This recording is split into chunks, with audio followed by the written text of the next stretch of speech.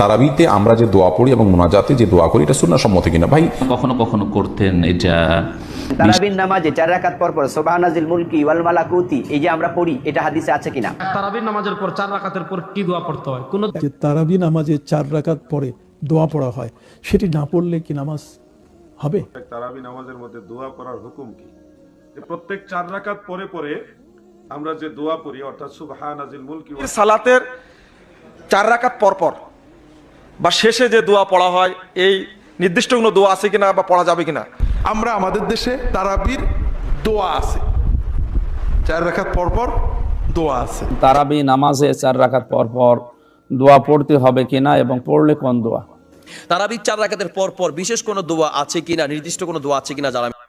আসসালামু আলাইকুম ওয়া রাহমাতুল্লাহ। প্রিয় দিনী ভাই বোনেরা, আমরা দেখি যে রমজান মাসে তারাবির পর আমাদের দেশের মুসল্লি ইমাম সাহেব একটা দোয়া পড়েন। এই দোয়াটা শেষে মুজিরেও বলে, এই দোয়াটা কি কোরআন হাদিসে আছে না নাই? এ ব্যাপারে আমরা প্রায় 10 জন আলেমের বক্তব্য শুনবো, হানাফি আহলে হাদিস 10 জন আলেমের বক্তব্য শুনবো। এ ব্যাপারে তারা কি বলে, এই দোয়াটি পড়া সুন্নাত না বিদআত? চলুন ধারাবাহিকভাবে আলেমদের বক্তব্যগুলো শুনে আসি। দোয়া পড়া বা তারা বিশেষে সবাই মিলে আলাদা করে দোয়া করার কোনো শিক্ষা, কোনো নির্দেশ রাসূল আকরাম সাল্লাল্লাহু আলাইহি ওয়াসাল্লাম থেকে দেন নাই। সাহাবায়ে কেরাম তারা জামাতের সাথে পড়েছেন, কিন্তু তারা এরকম কোনো দোয়া করেছেন বলে কোনো প্রমাণ নাই। আর শরীরে কোনো কিছুর প্রমাণ না থাকলে, ইবাদতের মধ্যে কোনো ইবাদতের মূল স্ট্রাকচার বা পদ্ধতির মধ্যে কোনো কিছু হাদিসে না থাকলে সেটাকে আমরা ইবাদতের অংশ হিসাবে যুক্ত করা এটা সঠিক কাজ নয়। আমরা মনে করি যে এটাকে কেউ যদি তারাবির অংশ মনে করেন তাহলে ভুল হবে। হ্যাঁ, মাঝে মধ্যে করলেন সেটা ভিন্ন কথা। সালাতের পর দোয়া কবুল সে জায়গা থেকে যা মতো দোয়া করলেন সেটা অসুবিধা নেই, এটা ঐচ্ছিক বিষয়। কিন্তু সিস্টেম বানিয়ে নেওয়া এবং এটাকে একটা ফরম্যাটে আনা যে নিয়মিত এই কাজটা করা সেটা কিন্তু সঠিক নয়। ভারত বাংলাদেশে তারাবির নামাজে কোন সময় পড়ে এটা? প্রত্যেক 4 রাকাতে সালাম ফিরার পরে এই দোয়া পড়ে। কোনো জায়গায় হাদিস আছে এরকম? আমি অনেক খুঁজেছি, কারণ এই আমল সম্পর্কে আমাকে যখন জিজ্ঞাসা করা শুরু হলো অনেক দিনের কথা, তখন অনেক খুঁজে আজ পর্যন্ত পাইনি। কোনো আল্লাহর বান্দা যদি পেয়ে যায় আর আমাকে যদি তোহফা দিতে পারে, মানে গিফট করতে পারে যে একটা হাদিস পেয়েছি 4 রাকাত পড়ে তারাবি 4 রাকাত করে পড়ে এই সুবহানাজিল মালাকুতে বা জিল জাবারুতে ওয়াল মালাকুতে পড়তে হবে, তাহলে ওকে জাযাকাল্লাহ খাইরা বলবো। আর যদি না পাই তো ওদের আলেম সমাজকে নসিহত করুক যে এরকম বেদাতগুলি ছেড়ে দিই, এরকম বেদাতগুলি ছেড়ে দেখি। নিজের পক্ষ থেকে অ্যাড করার কোনো অধিকার নেই যে প্রত্যেক 4 রাকাতের পরে আমরা এই দোয়াটি পড়বো, অথচ রাসূলুল্লাহ সাল্লাল্লাহু আলাইহি ওয়াসাল্লাম এই দোয়া পড়েছে রুকুতে। আপনি কেন এক জায়গার জিনিস আরেক জায়গায় টেনে নিয়ে যাবেন? আর এইরকমই হয়েছে জায় নামাজের দোয়ার বেদাত। আর ইন্নী ওয়াজহাতু ওয়াজহিয়া লিল্লাযী ফাতারাস সামাওয়াতি আল্লাহু আকবার পড়ার পরে আছে হাদিসে সুন্নাত। আপনি যদি তাকবীরে তাহরিমা দিয়ে সুবহানাকা না পড়ে, আল্লাহু বাইত বানি না পড়ে, আপনি সানার জায়গায় পড়ে ইন্নী ওয়াজহাতু ওয়াজহিয়া লিল্লাযী ফাতারাস সামাওয়াতি, তাহলে এটার নাম কি? সুন্নাত। এটা নবীর সুন্নাত সাল্লাল্লাহু আলাইহি ওয়াসাল্লাম। কিন্তু যখন আপনি যায় নামাজে দাঁড়াইলেন আর ভাবলেন যে আমাকে কয়েকটা কাজ করে তাকবীর দিতে হবে, একটা নিয়ত পড়তে হবে, আর কি করতে হবে? ইন্নী ওয়াজহাতু যায় নামাজের দোয়া পড়তে হবে। আবার আমি মুক্তাদি হইলে কি বলতে হবে? ইক্তাদাইতু বিহাযাল ইমামের বেদাত করতে হবে। আর ইমাম হইলে আমাকে আনা ইমামুল লিমান হাজার আমাল্লাম ইয়াহজুরের বেদাত করতে হবে। এই 3 বেদাত দিয়ে সালাত শুরু করবেন আর আপনার সালাত কবুল হবে? একটু বুঝেন না? একটু ভয় লাগে না যে এত মেহনত পরিশ্রম করলাম আর শেষখানে জিরো, কিচ্ছু পেলাম না? জি, আল্লাহ যেন তৌফিক দান করেন। যে প্রশ্নটা করলেন, তারাবির সালাতের 4 রাকাত পর পর বা শেষে যে দোয়া পড়া হয় এই নির্দিষ্ট কোনো দোয়া আছে কিনা বা পড়া যাবে কিনা? জি, এটা বাংলাদেশের ট্র্যাডিশন, নিয়ম চালু করা হয়েছে। আমার দোয়াটি মুখস্থ নয় হয়তো বা, দোয়াটা এরকম সুবহানাল্লাযী জিল মালাকুতে মর্মে শেষে বলে ইয়া মুজির ইয়া মুজির, তারপরে কি বলা হয় এই মর্মে আমরা এর আগে উত্তর দিয়েছি। এই মর্মে কোনো একটি জাল হাদিসও পাওয়া যায় না। এটা পাওয়া যাবে একটি বইয়ে, সেটা হলো মকসুদুল মুমিন বা বেহেশতের কুঞ্জি, বেহেশতে জোহরের মধ্যে উল্লেখ করা হয়েছে। পৃষ্ঠা নম্বরটা আমার মনে নাই, তবে সেখান থেকে আমি নিয়েছি, গ্রহণ করেছি। সেখানে উল্লেখ করা আছে তারাবির পরে এটা পড়তে হবে। এটা মানুষের রচিত, এটা পড়া যাবে না। রাসূল সাল্লাল্লাহু আলাইহি সাল্লাম বলছেন যে মান করা দুবুরে কুল্লে সালাতিন, এটা হাদিসটা পাবেন নাসাইতে 6 নম্বর খণ্ডে 30 পৃষ্ঠা, নাসাই কুবরা, এবং আলবানী রাহিমাহুল্লাহ হাদিসটাকে সহিহ বলেছেন। যে কোনো সালাতের পরে আপনি আয়াতুল কুরসি পড়তে পারেন, অথবা যেগুলো দোয়া পড়ি এগুলো পড়তে পারেন। তারাবির সালাতের পরে আপনি আয়াতুল কুরসি পড়তে পারেন ফাঁকে, বা অন্য যে দোয়াগুলো পড়ে থাকে, তাসবিহগুলো পড়ে থাকে, সেগুলো পড়তে পারবেন। এই হাদিসের দৃষ্টিতে সিলসিলা সহিহা 972 নম্বর হাদিস। সুতরাং এই মানব রচিত দোয়া পড়া যাবে না।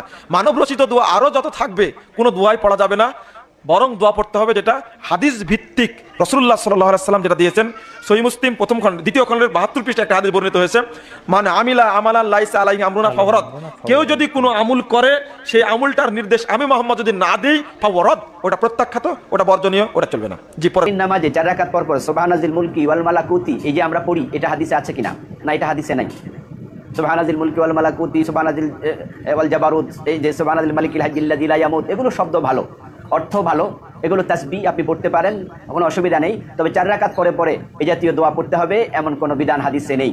এখন গ্রামে গঞ্জে দেখা যায় সুবহানাজিল মুলকি ওয়াল মালাকুতি, সুবহানাজিল ইজ্জাতি ওয়াল আজমাতি ওয়াল হাইবাতি ওয়াল কুদরাতে, এই যে পড়ে এক নিঃশ্বাসে এমন ভাবে পড়ে, কি যে পড়ে গুনগুন ছাড়া কিচ্ছু বোঝা যায় না। এগুলো অপ্রয়োজনীয়, মোটেও দরকার নেই।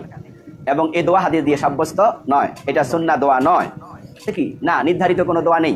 আমাদের দেশে আমরা 4 রাকাত পড়ার পরে হাত তুলে কিছু এলাকায় দোয়া করতে দেখি, এবং সেই দোয়াটাও এত গতিতে করে। 4 রাকাতের পর পর দেখা যায় হাত তুলে দোয়া করে, এবং সেই দোয়াটাও এত গতিতে, আল্লাহু আকবার কবীরা, আল্লাহর কাছে দোয়া করছে, কোনো আদব নাই। এক নিঃশ্বাসে যা চাওয়ার সব চাই ফেলতেছে, নিঃশ্বাস ফেলতেছে না। আল্লাহ তাআলা জবাব দেবেন তার দোয়া। তারাবির 4 রাকাতের পর পর বিশেষ কোনো দোয়া আছে কিনা, নির্দিষ্ট কোনো দোয়া আছে কিনা জানাবেন। তারাবির নামাজের 4 রাকাতের পর পর হাদিস দ্বারা প্রমাণিত নির্দিষ্ট কোনো দোয়া নেই। আপনি যেই কোনো দোয়া চাইলে পড়তে পারেন, না চাইলে না পড়লে অসুবিধা নেই। চাইলে আপনি 4 রাকাতের পর পর যেই কোনো দোয়া পড়তে পারেন। আমাদের দেশে সুবহানাজিল মুলকি মালাকুত বলে বা আল্লাহুম্মা ইন্না নাসআলুকা জান্নাতা বলে যেই দোয়াটি পড়া হয় এবং নির্দিষ্ট করে পড়া হয়, এটা নির্দিষ্টভাবে এইভাবে পড়ার পক্ষে নির্দিষ্ট সহিহ কোনো দলিল নেই।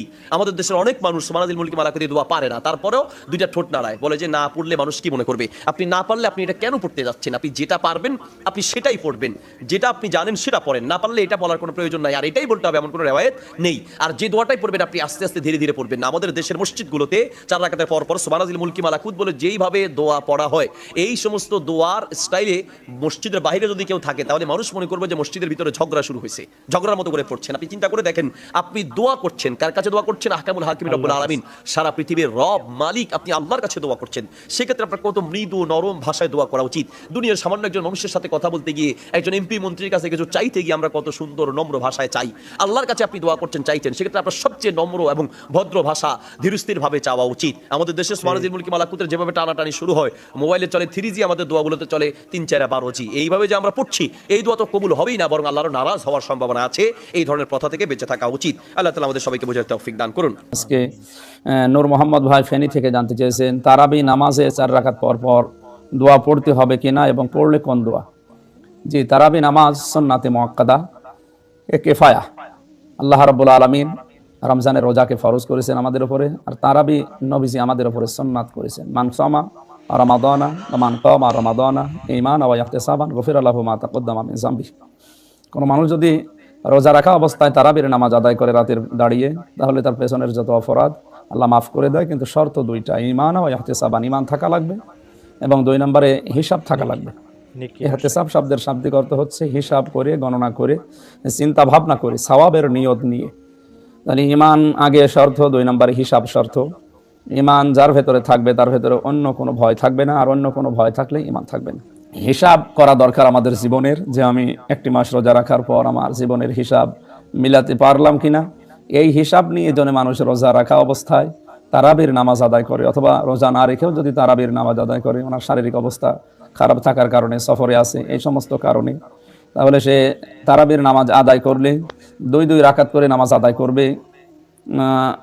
রাকাত নিয়ে মতভেদ আছে আলেমদের ভেতরে। কেউ বলেছে 8 রাকাত, কেউ বলেছে 12 রাকাত, কেউ বলেছে 20 রাকাত, কেউ বলেছে 36 রাকাত। ইমাম আহমদ ইবনে হাম্বল রাহমাতুল্লাহ আলাইহি এবং 36 রাকাতের কথা পর্যন্ত তার কিতাবে এনেছে। নামাজের পরে যে 4 রাকাত পরে পরে একটা দোয়া পড়া লাগে, সুবহানাজিল মুলকি ওয়াল মালাকুতি সুবহানাজিল ইজ্জাতি ওয়াল আজমাতি, এটা হাদিস দ্বারা প্রমাণিত নয়। এটা হাদিসের নামে একটা জালিয়াতি ধরা যায়। বিশেষ করে ডক্টর আব্দুল্লাহ জাহাঙ্গীরের লিখিত কিতাব হাদিসের নামে জালিয়াতির, সম্ভবত 36-37 পৃষ্ঠায় উনি দিয়েছেন যে এটা আসলে হাদিস নয়, এটা হাদিসের নামে জালিয়াতি। এই হিসাবে আপনাদেরকে আমরা বলবো যে 2 রাকাত বা 4 রাকাত পর পরে আপনি পড়বেন আল্লাহু আকবার অথবা আস্তাগফিরুল্লাহ অথবা আল্লাহুম্মা আনতাস সালাম ওয়া মিনকাস সালাম।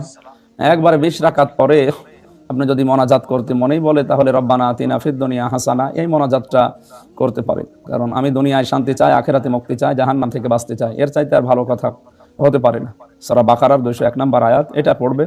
আর নির্ধারিত কোনো দোয়া নেই, আল্লাহুম্মা ইন্না নাসআলুকাল জান্নাতা ওয়া নাউযু বিকা মিনান নার, এইটারও কোনো ভিত্তি নেই, এটাও হাদিসের বর্ণিত কোনো দোয়া নয়। রাসূলুল্লাহর শেখানো যে সমস্ত দোয়াগুলো আছে কোরআনের অনেক আয়াত আছে, বিশেষ করে নামাজে দাঁড়ানোর আগে যেটা পড়া হয়, ইন্নী ওয়াজ্জাহতু ওয়াজহিয়া লিল্লাযী ফাতারাস সামাওয়াতি ওয়াল আরদা হানিফা ওয়া মা আনা মিনাল মুশরিকিন। আসলে ওইটা আমরা জায়নামাজের দোয়া হিসেবে চালাই না, ওটা নবীজি পড়তেন তাকবীরে তাহরিমা দেওয়ার পরে, আর আমরা তাকবীরে তাহরিমার আগে পড়ি, এটা ঠিক নয়।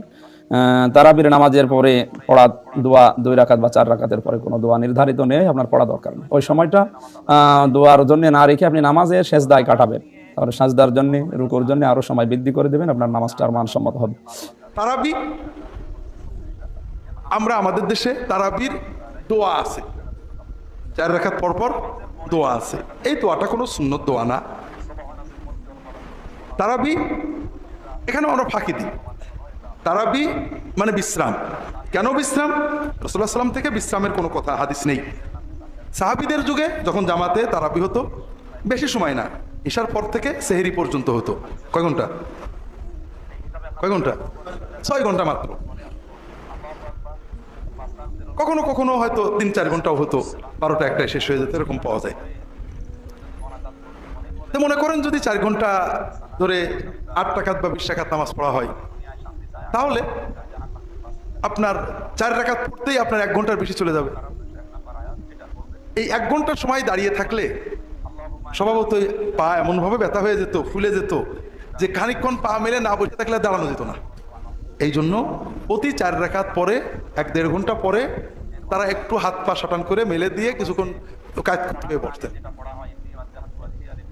আমরা 4 রাকাত পড়তে কত ঘন্টা লাগে? 10 মিনিট। হাত পা ব্যথা হয় নাকি? তা আমাদের এই তারবিহা বসাটাই তো একটা ফাঁকি, ধোঁকাবাজি। 2 নম্বর, এই বিশ্রামের সময় কোনো দোয়া খাস নেই। বিশ্রাম, আপনি কিছুই পড়বেন না, কোনো সমস্যা নেই, হাত পা নাড়িয়ে একটু পরবর্তী নামাজ যেন ভালোভাবে পড়া যায় সেই চেষ্টা। তবে যদি পড়তেই হয়, সবচেয়ে বেশি সওয়াব কিসে? কোরআন তেলাওয়াতে। আপনি কোরআন তেলাওয়াত করেন, মুখস্থ সূরাগুলো পড়েন, আল্লাহর জিকির করেন, সুবহানাল্লাহ, আলহামদুলিল্লাহ, লা ইলাহা ইল্লাল্লাহ, আল্লাহু আকবার, দরুদ শরীফ পড়েন, যতবার পারেন দরুদ শরীফ পড়েন। সুবহানাল মুলকি ওয়াল মালাকুতে যে দোয়াটা, এটা বড় অদ্ভুত দোয়া। হাদিস কোরআনে কোথাও এই দোয়াটাই নেই, তারাবির সাথে তো নেই, মূলেই এই দোয়াটা নেই। পড়লেও হবে বসে থেকে চা খাইয়া। এটা তারাবিহা মানে বিশ্রামের সময়, যে দোয়া মন চাই দোয়া পড়বেন। তো প্রিয় দিনী ভাই বোনেরা, আপনারা দেখলেন সর্বশেষ রেজাউল করিম আবরারও বলছে যে কোনো হাদিস দ্বারা প্রমাণিত নয়।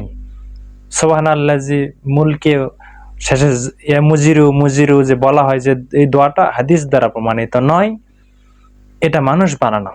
বেহেশতি জিয়ার গ্রন্থে রয়েছে, সেটা মুজাফফর মহসিন বললেন। আপনি 4 রাকাত পরপর যদি ইমাম সাহেব সময় দিয়ে থাকে, এর সময় আপনি আল্লাহু আকবার, আস্তাগফিরুল্লাহ, আল্লাহুম্মা আনতাস সালাম মিনকাস সালাম, আয়াতুল কুরসি, যে কোনো তাসবিহ, তাওবা, আস্তাগফিরুল্লাহ, সুবহানাল্লাহ, আলহামদুলিল্লাহ, এগুলো পড়তে থাকেন, সমস্যা নাই। আল্লাহর কাছে ক্ষমা চান, বেশি সময় পেলে কোরআন তেলাওয়াত করুন।